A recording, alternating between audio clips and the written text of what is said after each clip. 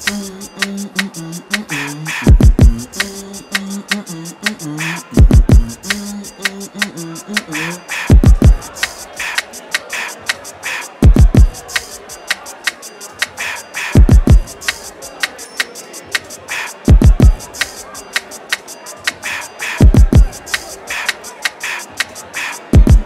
now they're trying to put together technology where they give you just like anesthesia, where they keep your DMT level in your brain at a constant level so that you can have the experience longer. But DMT doesn't, pure smoke DMT doesn't have the information in it that mushrooms have in it. Mushrooms have extra-dimensional knowledge and information in it. It's been through wormholes, it's traveled through space, it's landed on exotic planets with other things. And when you take the mushroom takes you. Meaning that all of the information that it has gathered, traveling through solar systems and different dimensions, different universes, for trillions and trillions of years, because the true ancestors created this as a mnemonic device, a memory device, so that it can download into your DNA and open and manipulate your DNA to be able to travel and experience the things that this mushroom, of which is a organic artificial intelligence within itself, can liberate those codes inside of your DNA for you to be able to experience these things, to be able to draw out the higher self from the human. The human is only it's a bridge, it ain't the goal. So I tell my, I'm an earthling. My ancestors come from St. Louis, Missouri. My ancestors come from Ghana and Gambia. Well, where was they before Gambia and Ghana? Where were they before St. Louis? Where were they before the stars were built? Because they're older than the stars. We come from stardust. Of course, atoms. The physical body is made out of atoms.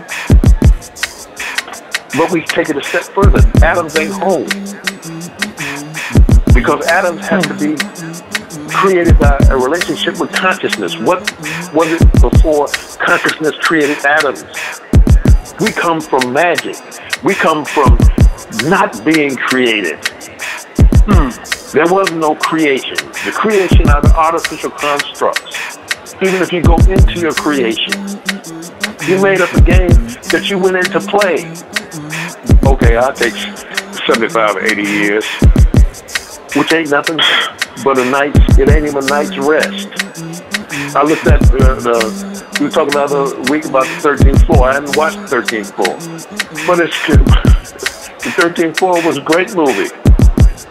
Even if they left it to one embedment in the simulation, because the one that when they came out of it, at the end of the movie, when they came out of it, when they took the doggone headset off, that wasn't reality either, because it's embedded in millions and millions and billions of different simulations embedded in simulations. Ain't none of it base real reality.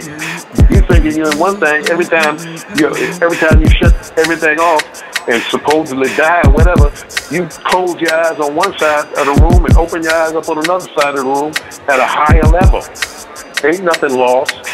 Everything's happening at the same time.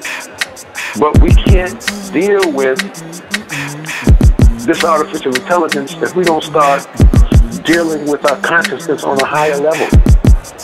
And mushrooms have that. Nothing wrong with ayahuasca. I'm not saying anything wrong with ayahuasca or the ayahuasqueros. I'm saying that most people are getting tricked into tourist entheogens. And people are so scary in the midst of this thing. You can't be timid. You can't walk down the middle of the road. You either got to be hot or cold. You can't be lukewarm. You got to challenge this thing. You got to push yourself. You gotta scratch and claw for the power. Scratch and claw for the knowledge.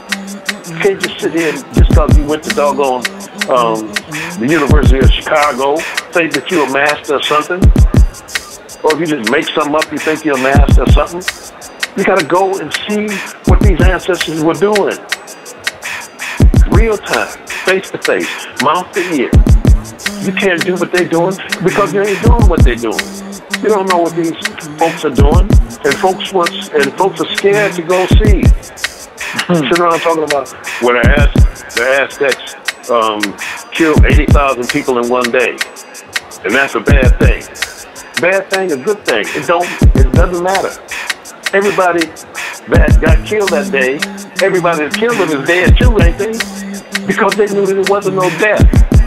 You're looking at a whole different construct than what's going on now. You had people that knew that they couldn't die. But in this construct that we're in now, this materialistic, mechanistic realm that we're in, you think you're gonna get out of it? You think you're gonna get out of it? And they got the immortality stuff. They got the switching the consciousness into different bodies. That's how they know that they can switch consciousness into a computer. That's what the Greeks and Romans were doing, because they got it from Mesopotamia and Akkadian, the epic Gilgamesh, the search for immortality. Why do you think that the king list of Babylon and Mesopotamia is this ruler ruled for 80,000 years? That's a coincidence when in Egypt, when they said that the rulers were ruling 40 and 50,000 years, that Jehudi ruled for 30,000 years, and so on and so forth. The time of the gods, not the gods in the sense of what we're talking about, because they were long-lived. They had a higher technology. That's why I'm chasing the Archangel Michael, because of his boss. And when I go in deep, he runs because he know I'm looking for him. Because they like Jabba the Hutt and them extra-dimensional gangsters. They're gonna float into some primitive people and throw some sparks and some fireworks around and float in the sky and say nothing but, bow down to me, I am your God. All the good things you give to me, and I will make you my people. You will be chosen above all the other people. What kind of God that's supposed to be the creator of the universe puts one thing above another? What kind of God that's supposed to be the creator of the universe puts one thing above another? What kind of God that's supposed to be the creator of the universe puts one thing above another? What kind of God that's supposed to be the creator of the universe puts one thing above another? What kind of God that's supposed to be the creator of the universe puts one thing above another?